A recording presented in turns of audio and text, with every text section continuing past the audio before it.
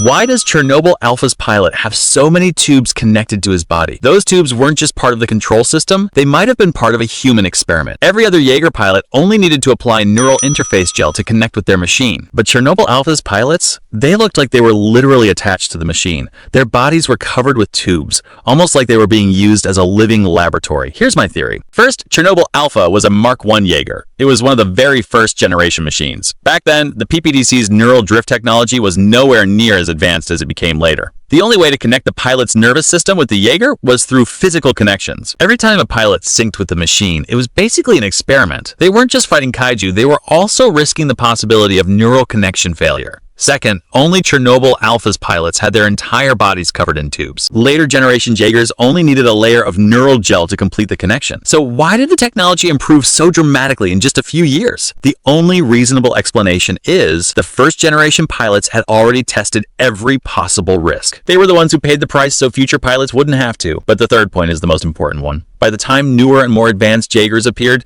Chernobyl Alpha should have been completely replaced, but that never happened. It was still kept in service. Why? Because it still had something valuable to provide. It needed to collect more combat data. It needed to keep fighting. In a way, Chernobyl Alpha wasn't just a Jaeger. It was a test subject standing at the front line of Jaeger technology, and without machines like it, the future of Jaeger development might never have existed.